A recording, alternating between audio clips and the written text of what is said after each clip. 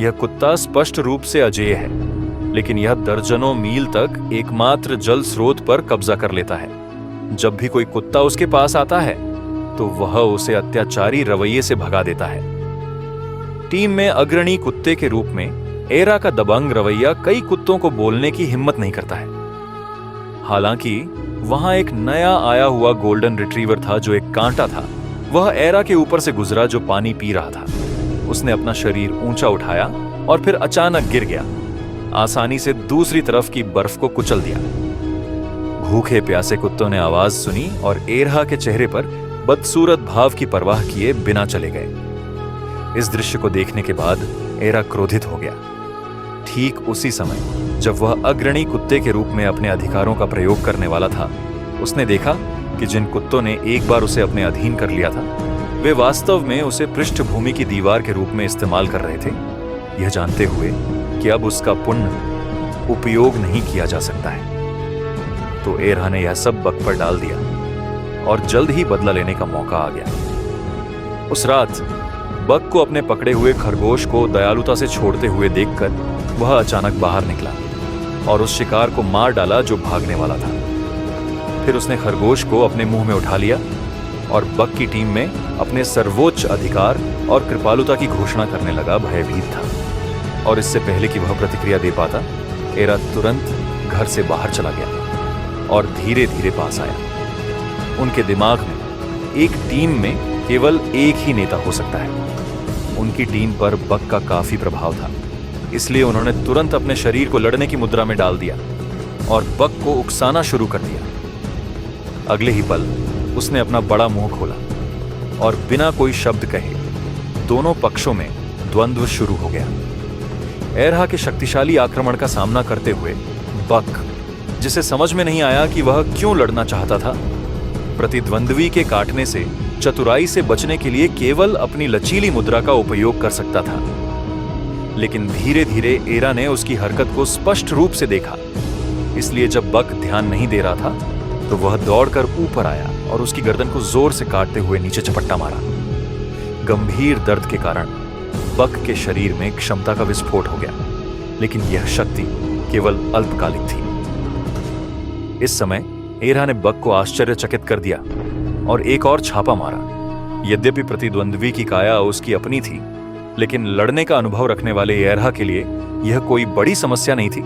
उसने कुछ ही सेकंड में दुश्मन को जमीन पर गिरा दिया और खड़े होने में असमर्थ हो गया। लड़ाई जीतने के बाद एरा बक को ताना देना नहीं भूला। उसने बक की तुलना उस कछुए से की जिसे उसने मुर्गे के खून से गाड़ दिया था।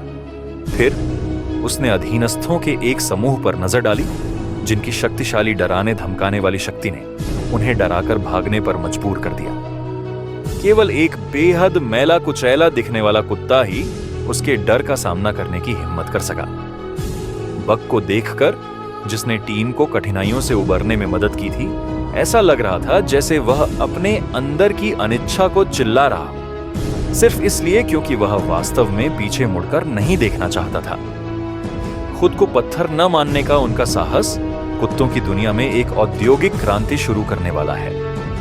लेकिन इस समय बक, जो एक संक्षिप्त कोमा में पड़ गया था, जाग गया। इस समय वह अपने भीतर के गुस्से को छिपा नहीं सका और अपने नुकीले दांतों के साथ एक भयंकर रूप दिखाया।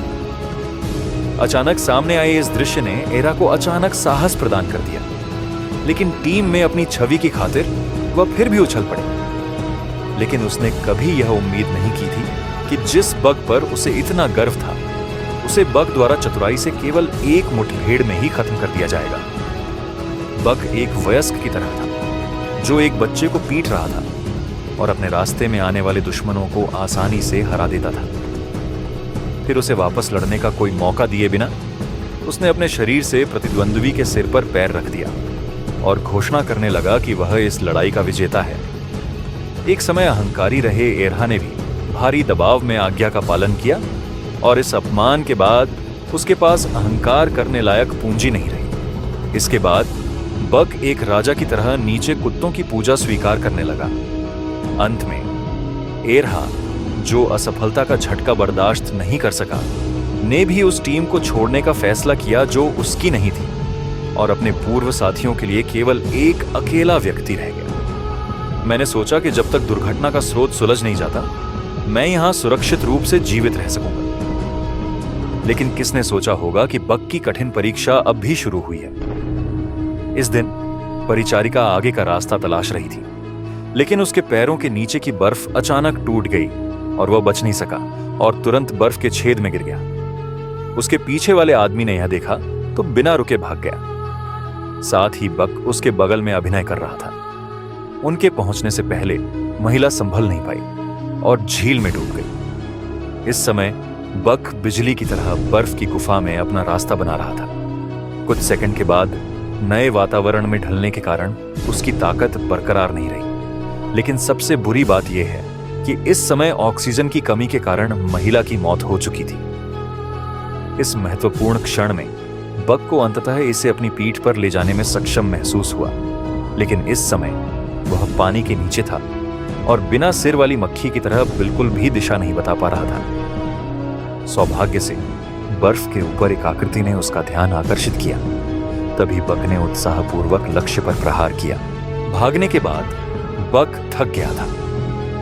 वह अपनी मदद के लिए अपने मालिक को बुलाना चाहता था, लेकिन उसे उम्मीद नहीं थी कि वह उसकी उपेक्षा करेगा और अपना स्नेह दिखाएगा। स्वर्णिम समय गंवाने और शक्ति खोने के बाद वह अंधेरे की खाई में डूब गया। जिस व्यक्ति ने प्रतिक्रिया व्यक्त की वह चिंतित हो गया और बक को बुलाता रहा।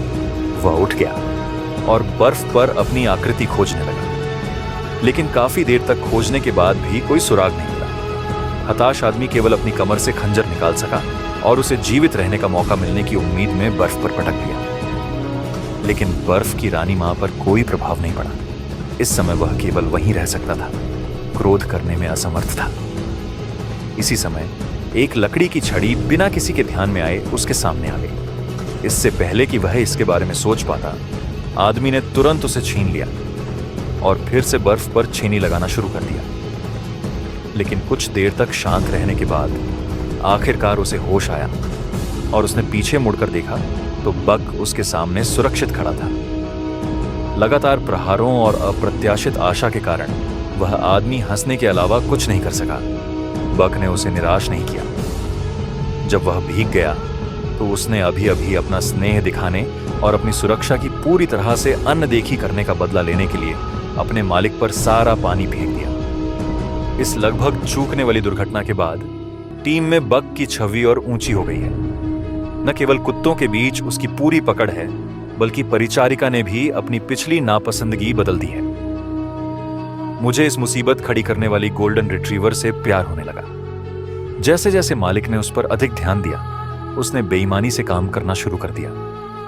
क्योंकि प्रमुख कुत्ते एरहा को भगा दिया गया, टीम में भी अफरा तफरी मच गई। लेकिन इस समय बक ने अपना काम किया और सबसे आगे खड़े रहे। लेकिन पुरुष मालिक को लगा कि वह जो अभी अभी यहां आया है इस महत्वपूर्ण कार्य को नहीं कर सकता। इससे बक, जो हमेशा आसानी से बात करता था, अपना आपा खो बैठा और जमीन पर बैठ गया। लेकिन अंत में वह फिर भी उस आदमी का विरोध नहीं कर सका और जोड़े ने उसे खींचकर पीछे की ओर धकेल दिया। फिर एक अनुभवी बूढ़े कुत्ते को मुख्य कुत्ते की स्थिति में रखा गया। हालांकि जब उसने डर के मारे अपना सिर घुमाया तो उसने पाया कि बक नाराज था। इससे बूढ़ा कुत्ता थोड़ी देर के लिए असहज हो गया। इसीलिए उसने अपने मालिक द्वारा दिए गए पदोन्नति के अवसर को क्रूरतापूर्वक अस्वीकार कर दिया। उसके पीछे बक चुपचाप लेटा हुआ था और अपने मालिक के भीख मांगने का इंतजार कर रहा था। नौकरी से इनकार करने के लिए बूढ़ा कुत्ता जमीन पर लेट गया और इधर उधर लौटने लगा, यह कहते हुए कि वह अपने मालिक की शक्ति में कटौती को स्वीकार करने के लिए तैयार नहीं था। पूर्ण भोजन यह सुनिश्चित करता है कि यह अभी भी अंतर बता सकता है। हताशा में वह आदमी केवल अपने पीछे बक को ही देख सका।